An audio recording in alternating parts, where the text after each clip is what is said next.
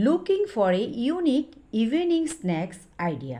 Try this delicious recipe made with lentils, egg, and potatoes. A simple yet flavorful dish that's healthy, fillings, and perfect for family gatherings. These snacks will make your evening special with its rich taste and nutritious value. বিকেলের নাস্তায় প্রতিদিনকার routine বদলাতে চান? তবে দেখে নিন এই মসুরের ডাল, ডিম আর আলু দিয়ে বানানো এক অনন্য স্বাদের নাস্তার রেসিপি। ভিন্ন নিয়মে এবং ভিন্ন স্বাদে তৈরি এই খাবার খেলে সবাই মুগ্ধ হবে নিশ্চিত। এটি সুস্বাদু, স্বাস্থ্যকর ও সহজ রেসিপি যা আপনি খুব কম সময়ে রান্না করতে পারবেন।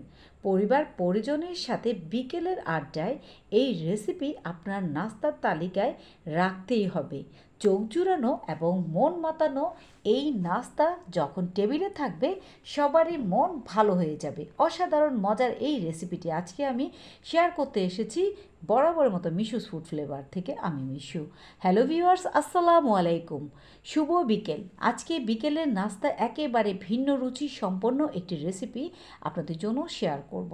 আর এই রেসিপিটি অলরেডি আপনারা দেখতে পেয়েছেন। আমি এখানে আলু অর্থাৎ সিদ্ধ করা আলু, 1 কাপ মসুরের ডাল হালকা সিদ্ধ করে নিয়েছি, আর নিয়েছি ডিম।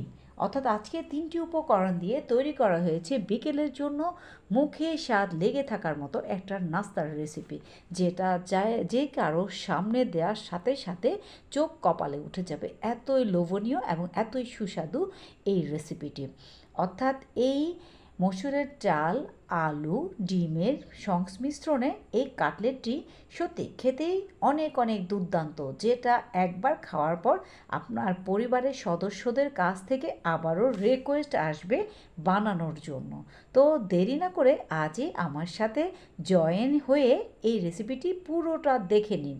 আর ভিডিওটি দেখার সময় অবশ্যই একটি লাইক দিয়ে পুরো ভিডিওটি দেখবেন। আর যে সকল বন্ধুরা নতুন আমার ভিডিওটি দেখছেন অবশ্যই আমার চ্যানেলটি সাবস্ক্রাইব করে পাশে থাকা বেল আইকনটি অন করে দেবেন। এরই মধ্যে আমি আলু এবং ডালটা খুব সুন্দরভাবে ম্যাশ করে নিচ্ছি। আর এভাবে ম্যাশ করে আমি আজকে এই মজার কাটলেটটি তৈরি করব। খাবার খেতে কি একঘেয়েমি লাগে? অর্থাৎ সন্ধ্যার নাস্তায় প্রতিদিন একই রকম নাস্তা খেতে খেতে অনেকে বোর হয়ে যান। আর তাদের জন্য আজকে আমি এই ডিফারেন্স টাইপের নাস্তাটি অর্থাৎ এই রেসিপিটি বা স্ন্যাক্সটি তৈরি করেছি। যার কারণে আমি আজকে আপনাদের সবার কাছে রিকোয়েস্ট করব আপনারা কোনোভাবে ভিডিওটি স্কিপ করবেন না, কারণ এত একটা মজার রেসিপি আমি একা একা হজম করতে পারছিলাম না, তাই আপনাদের সাথে শেয়ার করছি। আমি এখন এই ম্যাশ করা আলু এবং ডালের মধ্যে দিয়ে দিয়েছি একটি চাট মশলা, আর দিয়ে দিয়েছি লাল মরিচের গুঁড়ো, জিরা ধনিয়ার গুঁড়ো, সামান্য হলুদের গুঁড়ো, কাঁচামরিচ কুচি আর পেঁয়াজ কুচি সব কিছু দিয়ে দিয়েছি। এখন আমি সবটুকু মিলে খুব ভালোভাবে হাত দিয়ে এগুলোকে মেখে নেব। এই কাজটি চেষ্টা করবেন একটু হাত দিয়ে করার জন্য, তাহলে সব কিছু খুব ভালোভাবে মিক্স হয়ে যায়। বুঝতেই পারছেন ভিন্ন নিয়মে তৈরি করা এই খাবারটি এতই মজাদার যে খেয়ে মনে হবে এতদিন এভাবে না খেয়ে কতটা মিস করেছি। আলুর নরম স্বাদ, ডালের সুগন্ধ আর ডিমের মিশ্রণ সব কিছু মিলে তৈরি হয় এক অনন্য নাস্তা, যা বিকেলটাকে অনেক সুন্দর করে তোলে, যা পরিবার পরিজনের জন্য বিকেলের আড্ডায় একদম পারফেক্ট একটা রেসিপি।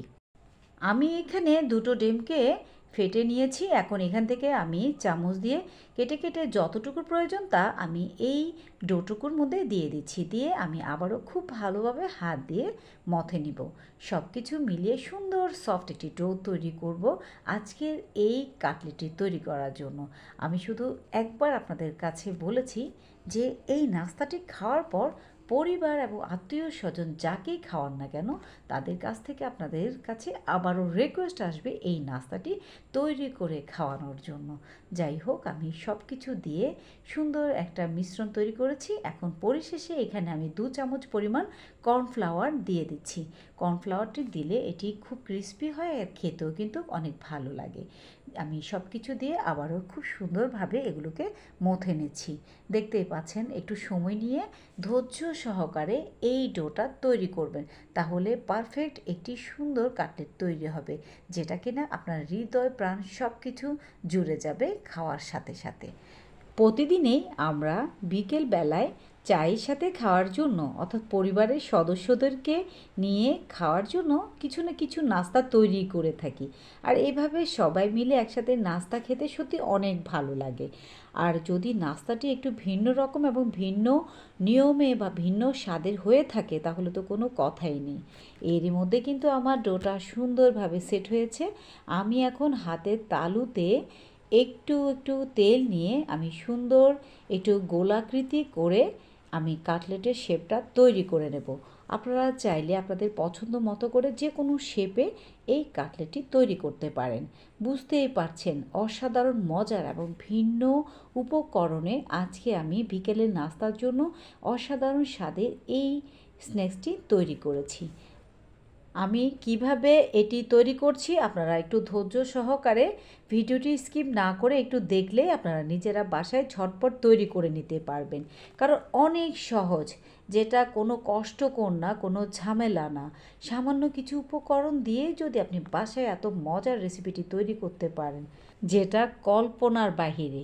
যাই হোক, দেখুন আমি এখানে গোল শেপে এই কাটলেটের শেপটা তৈরি করে নিয়েছি। দেখুন অনেক সুন্দর হয়েছে। আর একইভাবে আমি এভাবে প্রত্যেকটা ডো ছোট ছোট করে নিয়ে আমি এভাবে গোল আকৃতির করে এই শেপটা তৈরি করে নেব। আমি দেখুন আপনাদেরকে খুব সহজে দেখিয়ে দিচ্ছি কত সুন্দর হয়েছে। আর এভাবে আমি সবগুলো তৈরি করে আপনাদেরকে দেখিয়ে দিচ্ছি। আমি আবারও আমার শুভাকাঙ্ক্ষী বন্ধুদেরকে মনে করিয়ে দিতে চাই, যারা একটি লাইক দিতে ভুলে গিয়েছেন অবশ্যই মনে করে একটি লাইক দিয়ে আমার পুরো ভিডিওটি দেখে নেবেন। আর আপনারা অবশ্যই আমাকে কমেন্ট করে জানাবেন আমার আজকের বিকেলের এই স্ন্যাক্সটি বা কাটলেটটি কেমন লেগেছে। আর যদি অবশ্যই আপনাদের ভালো লেগে থাকে তাহলে কিন্তু আপনাদের পরিবারের সবার মাঝে এটি শেয়ার করে দেবেন, তাহলে কিন্তু অনেক অনেক মজার একটি রেসিপি সবাই দেখতে পাবে। আপনাদের উৎসাহে এবং ভালোবাসায় আমি আজকে এতটুকু পর্যায়ে এসেছি, আর আমি বাকি সময়টাও আপনাদেরকে নিয়ে এগোতে চাই। এরই মাঝে কিন্তু দেখুন আমি কিন্তু এখানে 5 থেকে 6টি পর্যন্ত এই কাটলেট তৈরি করে নিয়েছি। এখন এগুলোকে আমি ডুবো তেলে ভেজে নেব। তার জন্য এখানে ব্রেড ক্রাম্ব নিয়েছি আমি, এগুলো আমার হাতে বানানো বাসায় বিস্কিট দিয়ে তৈরি করেছি। আর এখানে ডিম ফেটিয়ে নিয়েছি একটি। এখন আমি এই কাটলেটগুলো বা স্ন্যাক্সটা আমি এই ডিমের মধ্যে ভিজিয়ে এরপর আমি ব্রেড ক্রাম্বের উপর ভালোভাবে কোট করে নেব। একবার দেখার সাথে সাথে আপনারা এটি তৈরি করে নিতে পারবেন, এতই সহজ।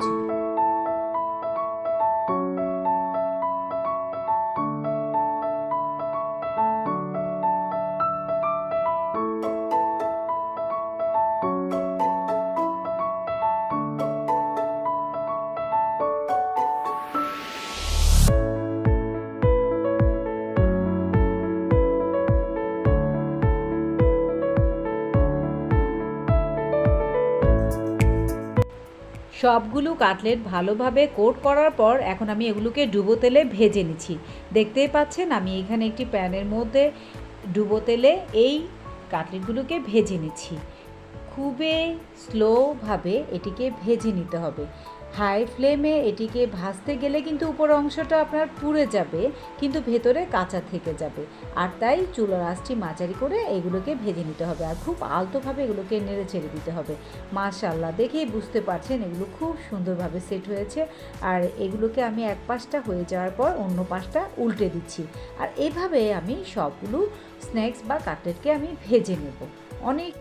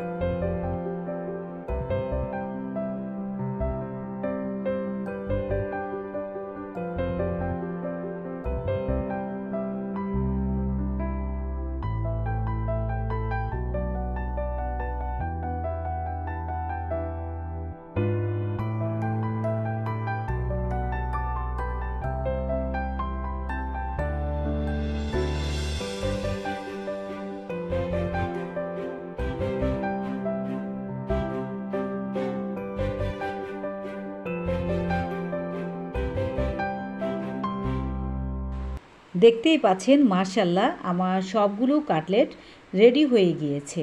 আমি এখন একটি টিস্যুর উপরে এই কাটলেটগুলোকে সবগুলোকে তুলে নিয়েছি। আর দেখে কতটা লোভনীয় দেখাচ্ছে তা আমি আর বলতে পারছি না, আপনারা নিজেরাই লক্ষ্য করুন। মাশাআল্লাহ অনেক সুন্দর এবং অনেক লোভনীয় হয়েছে। এত মজার এবং দুর্দান্ত স্বাদের বিকেলের নাস্তার জন্য এর চেয়ে পারফেক্ট স্ন্যাক্স বা কাটলেট আর হতে পারে না।